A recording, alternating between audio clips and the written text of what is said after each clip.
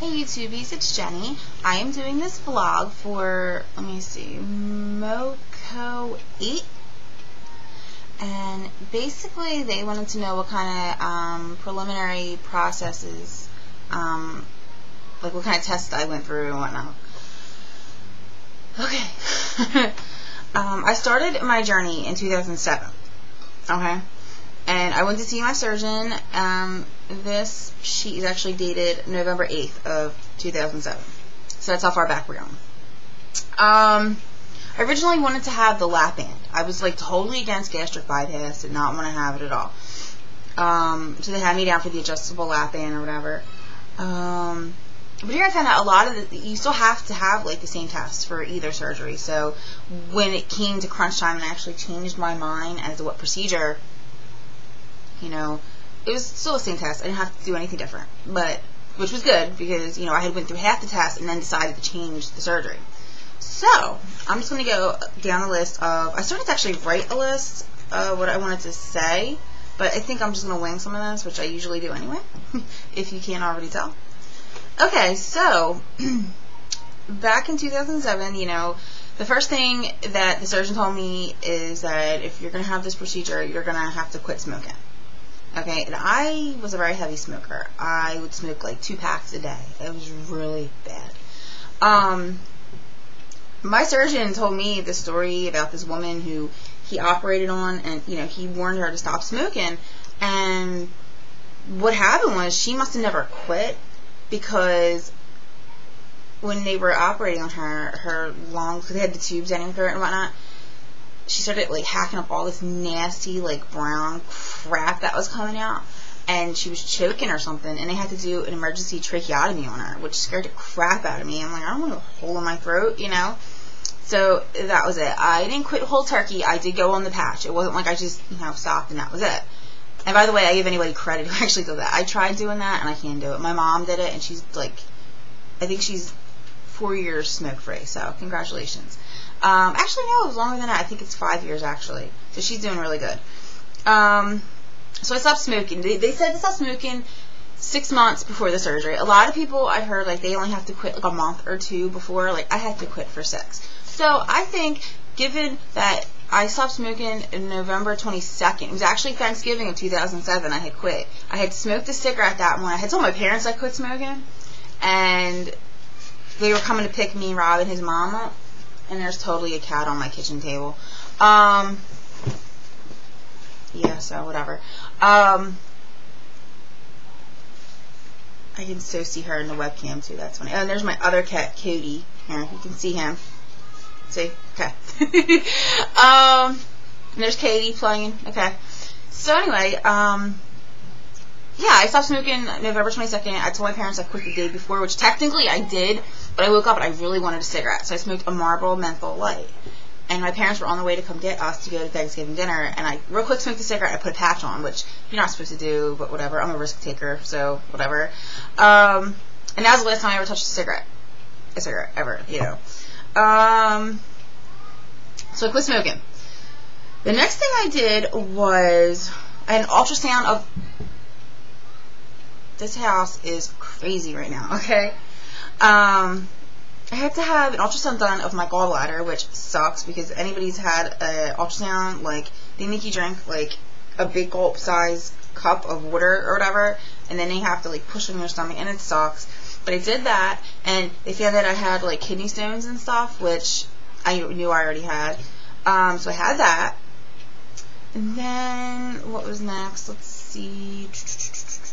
Oh, I had an upper GI, which basically they knock you out and they put this tube down your throat and they go through your stomach and everything just to see like if you have like ulcers or any kind of like rips or tears in the lining of your stomach. And I actually think this is kind of neat, and I don't care like if this grosses anybody out because it really shouldn't. It's no big deal because it's just, you know, your stomach, my stomach. So this is what my stomach looks like from the inside. Yeah, that's pretty sexy, isn't it? So yeah, everything with that was normal, which surprised me because I was getting like heartburn every day, and I really thought something was wrong. Plus, with all like the pain pills I was taking, like Vicodins and Percocets, and other kinds of pills. I was really surprised that my stomach held out and I didn't have any problems. So that was that.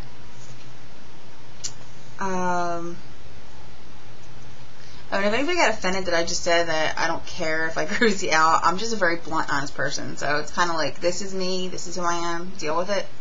And I don't mean that's not cocky or anything, but I'd rather be who I am than act like somebody I'm not, So I just wanted to clear that up. So the next thing that I had was a sleep study. Okay, the first one was, I believe, October 19th of last year. And they found that I had a really minute case of sleep apnea. I had 7 events the whole night where I guess I stopped breathing or whatever. But I'm a stomach sleeper, and when you're hooked up like all these wires and stuff, like you can only sleep on your back, So obviously I stopped breathing or something. So they send this freaking oxygen tank to my house. Oh, no, wait, I'm sorry. Before they did that, they had me come in for another sleep study in early January to use a CPAP machine. And it wasn't like just the nose one, it was like the full face. I looked like Darth Vader, okay? So I had that, and based on that, they sent an oxygen tank to my house, which I used for like 2 minutes, and then I turned it off because it scared the crap out of me. It is still sitting in one of my bedrooms. I'm like petrified. I'm petrified to have it in my house. But the next thing I had, the next thing I had was the pulmonary testing, which they make you do everything. Like they make you walk around like the perimeter of the floor that you're on. They make you do all kinds of breathing tests. They put you in this like machine, like you feel like you're like in this weird like ride, but you're not going anywhere. Like they kind of like put you in this like weird casing, and you feel like you're actually like on a ride or something, but you're not moving. Like it's strange. I don't know. They made me breathe in carbon monoxide with this big thing, and they add a little, they have you breathe or whatever, and as you're breathing, you're starting to breathe in this carbon monoxide, which scared the crap out of me because I'm like, you hear about people dying from this stuff all the time, and you're making me breathe it in. Like I was freaking out. But they just wanted to see how my body would react to exposure to carbon monoxide.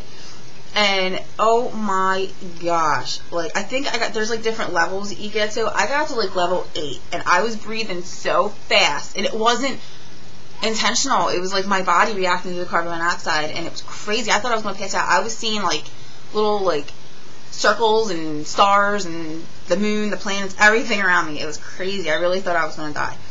As soon as they pulled me off the thing, I was fine. They make me do this thing, which was probably the most painful part of this whole procedure.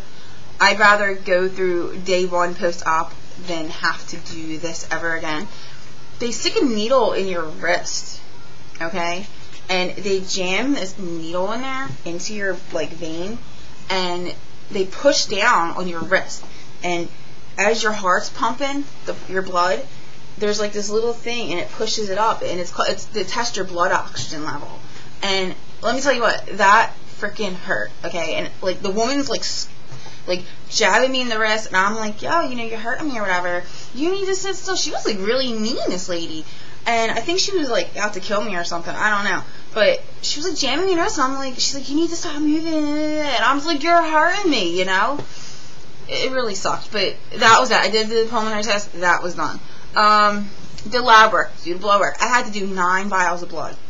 And it was ironic because that Friday, this was on a Monday, that Friday I had just given blood in work. And I'm like, how many pints does a human body hold? Like, I couldn't believe it. Let me see, what else did I have here? Oh, I had to pay a copay of $350, and that fell under a psychological evaluation, which I passed with flying stars, believe it or not. A meeting with a dietitian. She was very, very nice. She went over everything with me, really cool. And then there was a group meeting that I had to go to, and that was just like a bunch of people in the room, and there was like nutritionists in there, and they went over everything. Again, I had to see my surgeon like a week or 2 post-op or pre-op. Had to do my liquid diet, which consisted of full liquids. Like I could do pudding, yogurt, creamy soups, things like that. Anything like liquidy. So that was it. That was all the testing I did. Other people had to do other things, but that's all my surgeon required.